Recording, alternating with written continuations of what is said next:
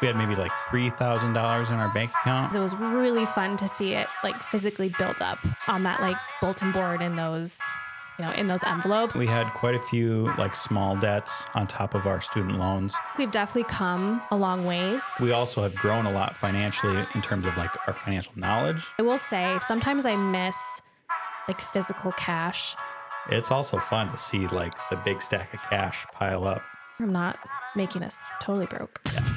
So I think that gives a good picture of kind of where we started, where we've been to, where we want to go. Welcome to the first episode of Married and Broke. I'm Mitchell. And I'm Emma. And today we're going to get us started. We're going to talk about the first topic, which is just kind of an introduction to this podcast. Yeah. All right, Emma, what's this podcast going to be about?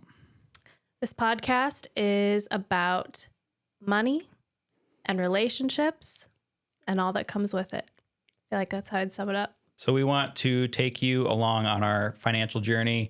We want to share our history. We want to talk about topics that we're interested in that are related to money, because a lot of our life lately has just been, it seems like everything in our life lately has been focused on money and what we can do to make more money, how we can achieve our money goals. We're not in a house yet. We want to get to a house. We want to be ideally in the long run financially free in some regard. So whatever it takes to get there, we want to share that. We want to discuss the topics and challenges related to being married and what that means when you bring two people from two separate worlds together. So we want to cover all that. We want to talk to other people, see how other people manage their money. That's super interesting to me, is like, how do other people that are married do their money? Because there's a million ways you can do it. There's a million different things you can do. So I would love to interview other people, other married couples. Yeah, it's definitely a journey podcast, because we want to share where we've been and what we're doing now, and then in the future where we're going, because we definitely haven't. It's not like we've done it. We're still in it, and so it's definitely going to be a journey and kind of a come along with us as we kind of try to reach our financial goals and share what we learned along the way. I would love to be able to bring on like when we want to get to, for instance, when we get to house shopping, I want to actually bring someone on who we can ask all those stupid first homeowner questions to, when we don't really know anything about buying a house other than that we need a lot of money to do it, and we don't have a lot of money to do it, and there's a lot that goes into it. So we want to figure all that out. That could be a whole episode / interview with somebody. There's all kinds of good topics that we're going to get into. So we're really excited to get this started. Welcome to our first podcast. Thank you so much for clicking on this or finding it on Spotify, wherever you found it. We're pretty much everywhere. So if you do get any value or enjoy this, get subscribed. Hopefully we're going to have more episodes coming. That's the plan. And let's get right into it. So Emma, how did we meet? How did we meet? I feel like we had one of those cute little love at first sight stories, or that's at least how I like to tell it. Yeah. So we met in college pretty much right away. It was the first weekend of college, even before college started. That's true. There was a on-campus meet and greet for all of the freshmen to go and, one of those silly little mixers where they do the activities of stick us all in a football field and ask a bunch of questions. Yeah, get to know each other. If you have similar things, you would either pair up or I don't remember. It was something silly like that. Yeah. But anyway, that is completely beyond the point, because we did not meet at that. We met as we were exiting that. Yes. We were being funneled out, and we just happened to be exiting at the same time and kind of bumped into each other. Yeah. You were walking next to me. I thought you were pretty cute. So I was like, all right, Mitchell, here's your chance. Muster the courage to actually talk to a girl who looks cute and pretty. So I did. I said, the first thing that came to my mind, there was a big bug on the floor. So I said, wow, that's a big bug. And then that was it. That was it. It was love at first sight. He mentioned theater, and that kind of did it for me. So yes, we both have background in theater. Yeah, theater background. I went to school for theater. Mitchell did theater in high school. And then, of course, since meeting me, he ended up doing theater in college too. So we had that little bit of background in common. And Yeah, from there, we pretty much dated all through college, got engaged in one of the last few years, and then we got married after you finished college, and I had another year left. So we did that. And now we've been married for 6 years already. That's crazy. yeah, to we think about. just, yeah, we had our 6-year anniversary. So that's pretty much how we met. So that was the quick story of how we met. Obviously, there's lots of little details in there, but financial journey. So let's kind of talk about where our financial journey started, which was when we got married. Right. Probably. So when we got married, we had maybe like $3,000 in our bank account. We both just finished college pretty much. So we both had college debt. So we were there. We were in an apartment, a small studio apartment that was only probably like $350 of rent a month. Good times. Yeah. And I think it's also important to mention that, like, right off the bat, we made the decision that we are going to put our money together. That was kind of our... Yeah, we opened one checking account. We put all of our direct deposits going in there / put our money into there. And we've just always had one pool of money for how we've been managing our money. So then when we got married, right after college, that's kind of where our financial journey starts. So Mitchell, do you want to talk a little bit about that, of just like where you started coming in? And then we can talk a little bit about just kind of where we started with in terms of money, either like background or just kind of what we came in starting with. So when we got married, we both didn't really manage our money that much individually. And at that point, we decided to just put all of our money into one checking account, just kind of say what's yours is mine and what's mine is yours, and go by that mentality. So we've always shared our finances. We weren't ever really separate as a married couple. Yeah. And so from there, at that point in our life where we started, I would say we had very little financial knowledge. I mean, I had a little bit from like high school. I took a personal finance class, but beyond that, like we weren't budgeting. We didn't track stuff. We knew we needed to, and that we wanted to figure out this stuff. Yeah. I think we had enough know-how at least. And I don't know if it was from like starting to get into YouTube and like watching people talk about like financial freedom, or I don't know where your kind of ideas of that came from, but I think we both had that kind of, that feeling of, we knew we didn't want to be in debt and we wanted to be financially free at some point. We just didn't really have the tools necessarily at that time to do it, but we both kind of came in knowing that we wanted that. Yeah. And at that point, we had quite a few like small debts on top of our student loans. We both had to borrow money for college, and we were kind of struggling because all our money was going to these minimum payments for like car loans. We each had a car payment. We each had like cell phone payments. Yeah, it was a lot of little things like your cell phone and like your car. And I had a few things from our wedding to pay off. From our wedding, like my costume designer made my wedding dress. And so I had like, some payments there to pay off and stuff. But yeah, it was just all those like little things on top of the fact that we had our student loans. Yeah. And not much income because you were a server. I was still in school for one more year. And I was also working part-time at a bar or something like that, serving. So we didn't have a lot of income.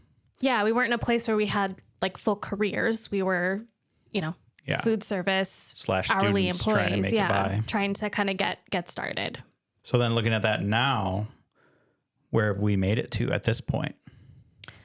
So now I feel like we've definitely come a long ways. And I feel like with what we've done up to this point, it's gotten us to a place where we could be far worse off than we are now. Like, I think we could have easily made some worse choices in terms of finances and been in not as great of a place as we are now. But obviously, like, we're still at this place where we're just not quite where we want to be.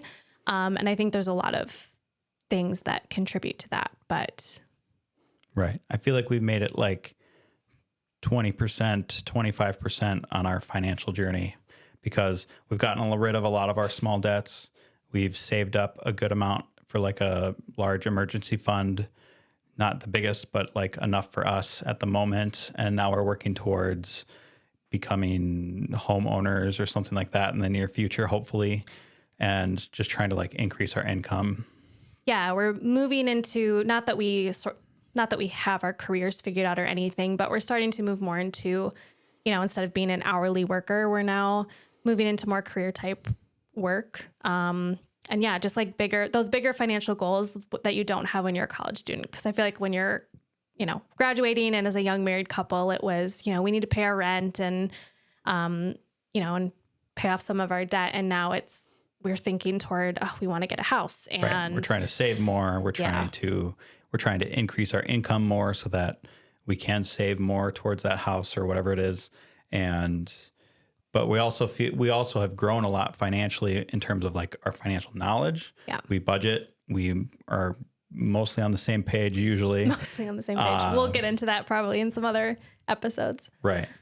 But like we don't have 100% perfect habits, but we're definitely a lot closer than that when we started.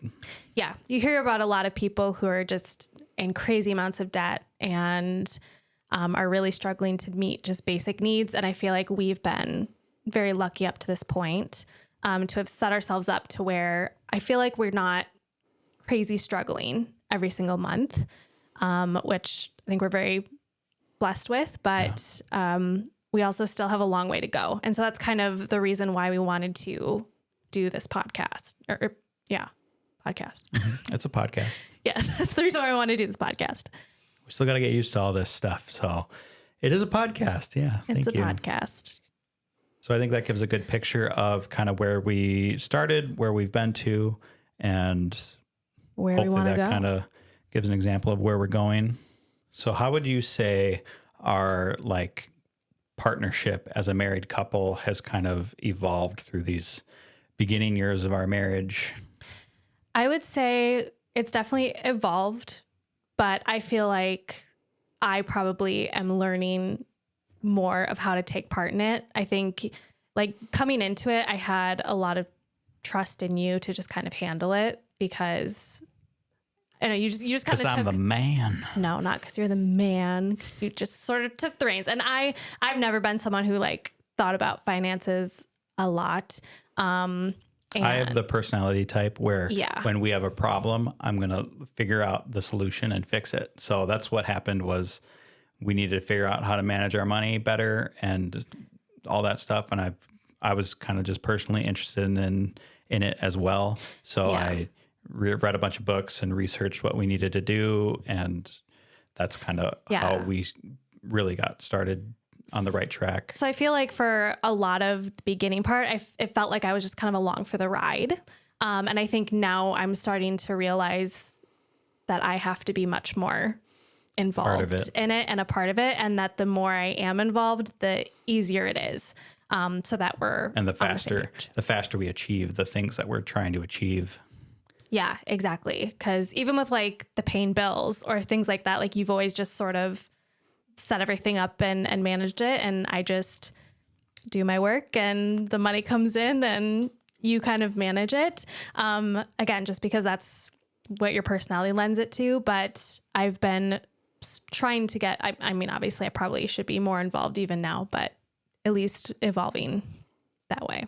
Yeah. And I think one thing that has helped our kind of like together relationship with money is that every month, even though I'm the one who was budgeting or that kind of stuff, I always kind of brought you in to share what was going on and things we could maybe do a little bit better, which I try to be careful with because I don't want to say you bought too much clothes or anything too often, but you know, there's those little things that every month it'd be like, I need to do this, or if you would have done that, we would have been this much closer, or this is why we had a minus month in terms of like our net money gain every month. Yeah. And I think it goes to show that no matter the relationship, I think money, there's always going to be that little bit of conflict. Like we really don't have a ton of conflict. We're very easygoing people and like get along. And even in terms of money and things, we're pretty similar. I don't think one of us like crazy overspends the other.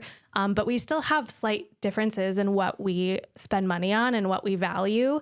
And so like, there's always going to be that comes with it. I think there's always that, just like with two people, there's going to be inherent differences in terms of like, even if we have the same long-term goal, there's always going to be that little bit like, I'm going to want to buy another video game, or there's always little things that pop up or sales that happen. And it's just like, but I wanted to get that. I've been thinking about it. It's been on my mind for the past month. Yeah. So I feel like it's been a balance of trying to figure out that how do we both stay in that mindset of saving to getting to our long-term goals, but then also, you know, how do we be happy and live in the moment too, and not like totally deprive ourselves, and also being like understanding of each other's wants and needs and what we value. Cause I feel like that's where it just is slightly different for us. Right. Can you think of any like big moments in our financial journey that are kind of like those big things that cause change? I think for me, the first big one was back in our first apartment. It was like the first year that we were married, and I was working a serving job, and I was mainly getting cash in terms of like tips and things. And I think it was the first time we saved that first $10,000, I think was a big thing for me, and probably motivated me to be more involved, because that was exciting. Cause it's not like individually, I've never like saved, really saved money. I had a few like summer jobs and things here and there, and you just kind of had money, but that was the first time it was like, okay, this is kind of fun seeing the money grow. That was when we started doing the envelope system. We took Dave Ramsey's advice and we stuck some envelopes on a pin board and wrote down how much we needed to put towards each of our buckets of money. Yep. And we would just fill that sucker up. And it was fun. I will say sometimes I miss like physical cash, because it was really fun to see it like physically build up on that like bulletin board in those envelopes. I think now it's hard because I don't really see the money come in and out. Numbers on a screen. It's all numbers on a screen. And so it's almost harder in a way.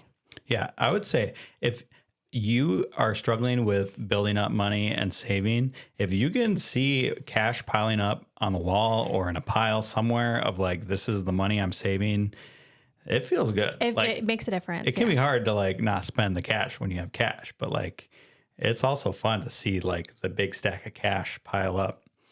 Yeah. So I feel like that was, I think, our first big milestone was that decision to do that. Because I feel like that was the thing that it got you excited. It got me excited, but it was the thing that really, I think, and I think that was the thing that really propelled us to get into budgeting. And we've at least, since then, we've always kept some sort of budget. Our budget has changed and evolved, but we've always had some sort of budget since then. Right. I think one of the next big moments in our relationship was, so I've kind of always been freelancing. I'm a videographer by nature. So no, not nature. By nature. By nature.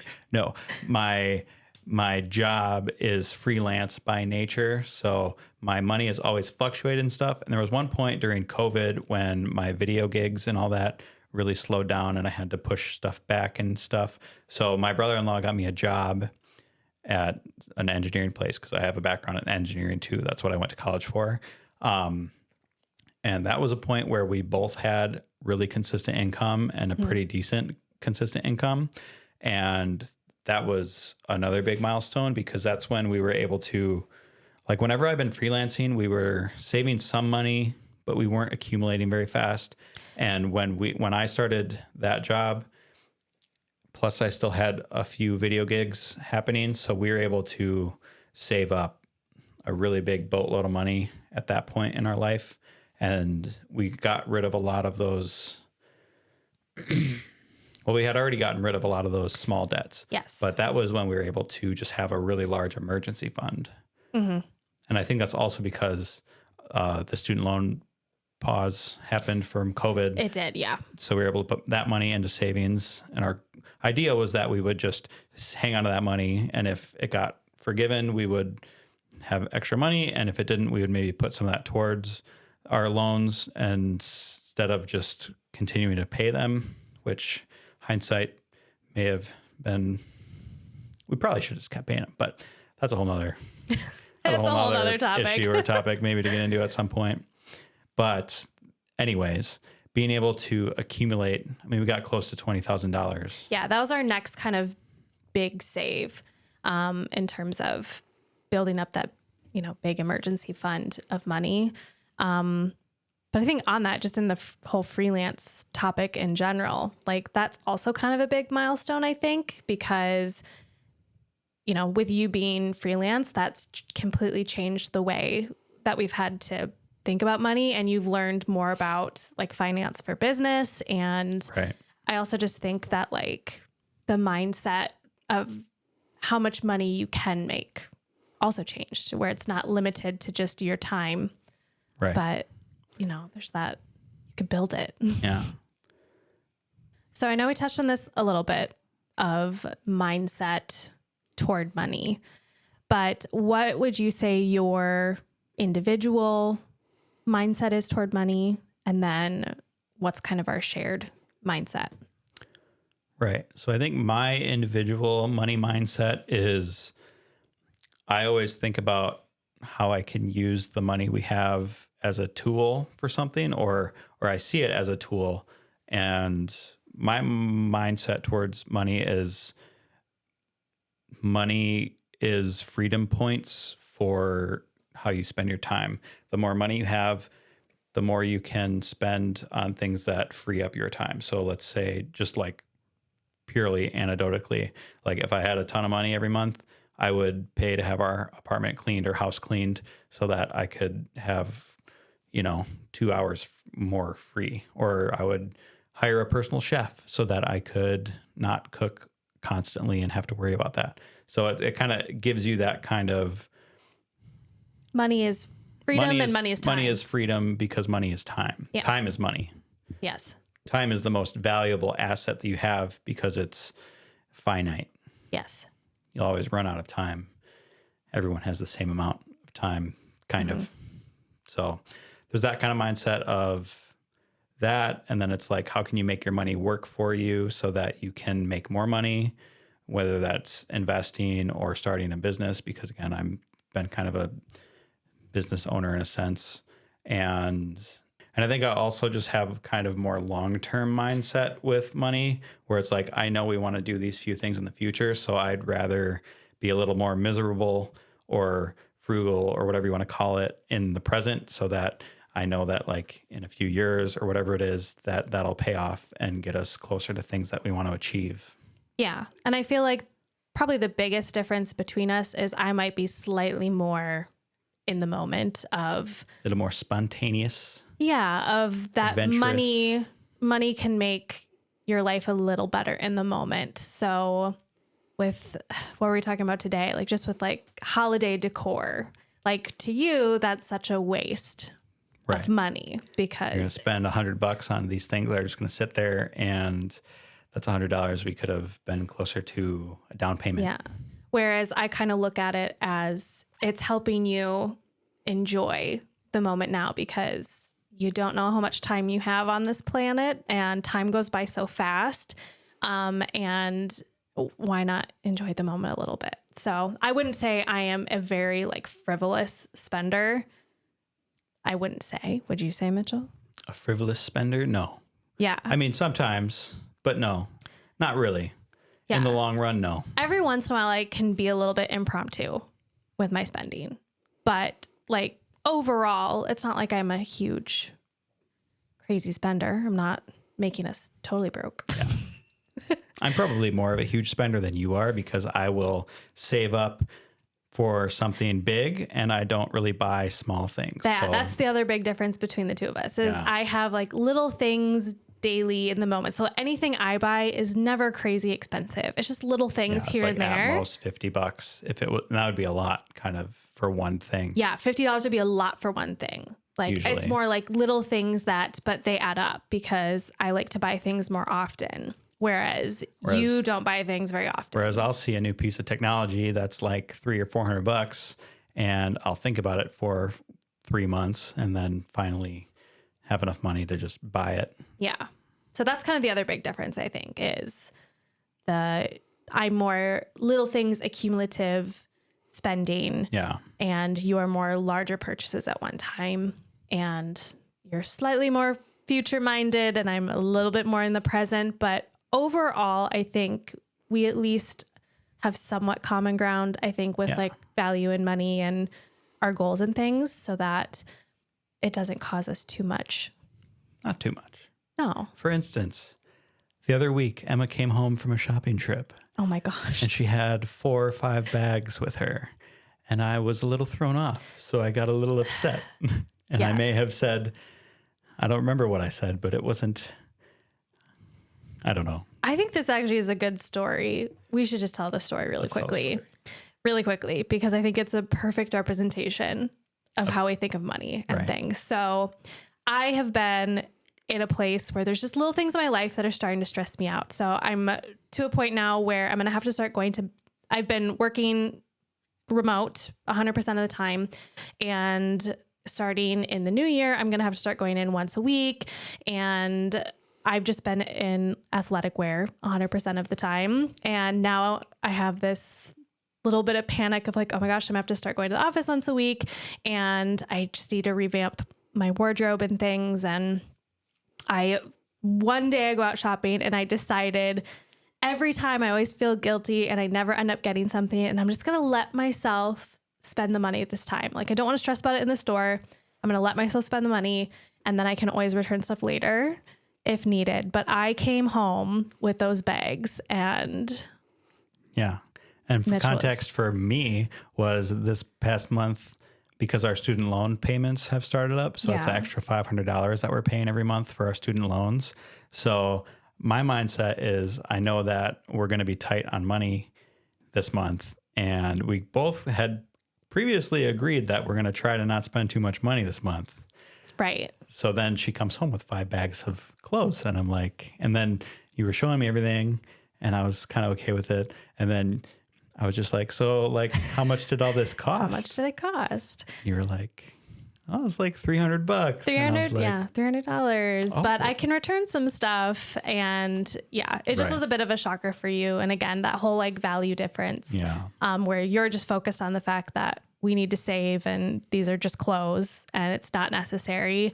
Whereas for me, I have this feeling of like, it kind of feels necessary because I have to start going into work and, you know. And then I feel bad because I don't want to be a curmudgeon that like just won't let you buy stuff, because I want you to get the clothes that you need. Yeah. And I want you to have the things that you want. And I don't want to just be this like, hey, you spent all our hard-earned money. But it's like, there's that whole like conflict in my head where it's like, but we also agreed that we weren't going to spend money because we're already basically tight for this month on our income and spending. And then I feel really guilty and feel really bad. And so I end up basically returning about half of it. Right. Because I felt really bad. So I feel like that is a good story. Pretty much sums up our relationship with money and each other when it comes to money. Yeah. Like, we try really hard, but every once in a while, there's just that little bit of difference that can cause that little bit of stress with money. So coming out of that story, I feel like this can kind of show you a little bit about what to expect on this podcast. So we're going to talk about money and also talk about relationship and how that kind of ties into it. And again, our experience, and as well as, some tips and tricks. And I think it'd be fun to really kind of deep dive into different aspects of like a budget in different episodes and kind of just talk about like how we feel about it, things that we've done to do better at those things we're struggling with, just kind of talk about those topics. So that's kind of what I hope this podcast becomes. It's a way to just kind of share and explore and learn and find out from other people how they do things again. And that's pretty much what where our hope is for this podcast. So if that's something that you think will be interesting, or if you enjoyed this first episode and made it this far, thank you so much for making it this far Yes, into our thank you. episode. Please subscribe. Please follow us wherever you're listening to this or watching this. There's a video version of this podcast on YouTube and audio version pretty much anywhere you listen to. So it would mean the world to us if you got subscribed, follow, even like this episode. If you did, that would mean the world to us and really help us out. But yeah, with this podcast, we want you to be able to learn from this and ask questions. We want to start to incorporate a Q&A portion of this. So please leave your questions or things that you want us to talk about in the comments. Yeah, if you're watching on YouTube, leave a comment down below. That would be amazing. If you're a listener, you can find us at Married and Broke Podcast on Instagram. So you can send us a question there. I'm sure I'll probably post stories with the whole question thing on there. So you can ask us any questions. And we would love to have as much engagement with you as possible so that you can help us shape this show into what you want. So thank you so much for watching this first episode, and we will see you in the next episode of Married and Broke.